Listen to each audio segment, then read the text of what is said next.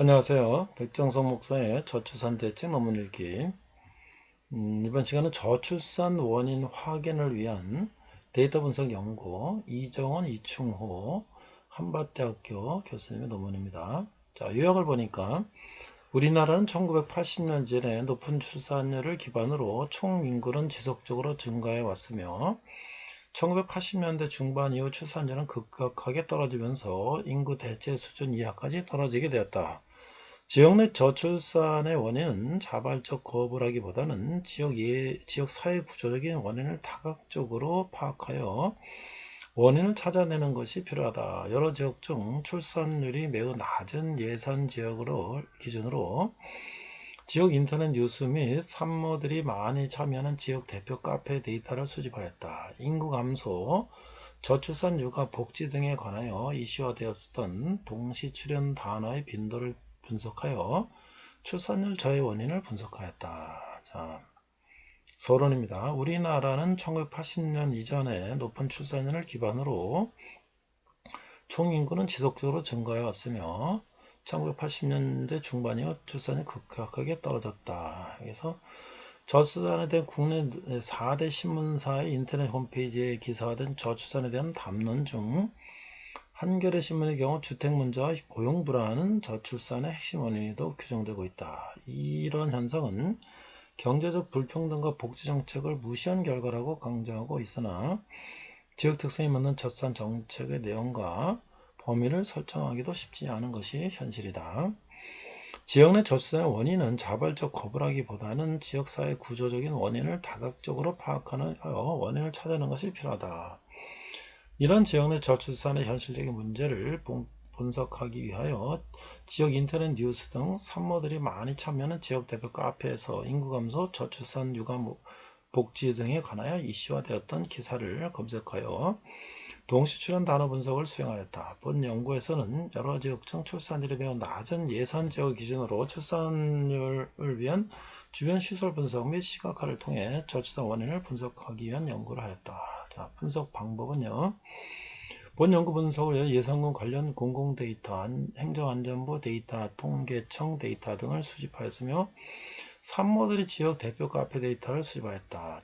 인구 데이터, 행정안전부, 출산율 데이터를 위한 병원 및 산후조리원 등 시설 데이터, 공공 데이터, 육아지원 프로그램, 예산군 합산 출산율 데이터, 통계청, 이하모 카페 데이터, 지역 대표 카페 및 지역 인터넷 매체 등의 데이터를 수집 및 분석하여 지역 내 저출산의 원인을 분석을 진행하였다. 분석을 한 경우로는 R 프로그램, R 스튜디오를 사용하여 데이터 전 처리 및 데이터 시각화 분석을 수행하였다. 분석 결과를 보면 여기 보면 그를 했고요. 예산 지역의 공공 데이터, 통계청 데이터, 지역 대표 카페 및 충청 지역 뉴스 등 온라인 매체 데이터를 수집하여 기사 및 관련 데이터 등의 정제를 통하여 어떠한 문제들이 있는지에 대하여 분석하였다. 분석은 온라인 소셜 데이터를 수집하여 키워드 및 워드 카운터 추출을 통해 워드 클라우드 분석을 수행하였다. 예상은 합계 출산율은 2013년에서 15년까지 지속적인 출산율 감소를 나타내고 있으며 충남 전체 합계 출산율에서는 예상군이 최저 출산율을 보이고 있다. 자, 합계 출산율은요, 지역 내 산부인과는 총 종합병원 1개와 일반 병원 3개로 예산업과 관장을 위치하고 있다. 모든 병원은 분만 관련 진료를 하지 않으며 지역 내의 산후조리는 존재하지 않은 것으로 분석됐다. 여기 보면 제1산부인과 진료과는 비만 체험 클리닉 뭐 이런 거고요. 김산부인과는 가정의과 피부과, 예산명지병원은 산부인과 진료는 하지 않고, 예산 삼성병원은 정형외과 등등. 자, 그래서 예하모 카페, 지역 대표 카페의 데이터를 워드 클라우드 분석을 통해서 산모들의 주요 키워드를 분석한 결과 지역 내 진료 및 분만이 가능한 병원이 없다 보니 분만을 앞둔 산모들의 경우 아산 지역의 산부인과로 원정 진료를 다니는 것으로 분석되었다.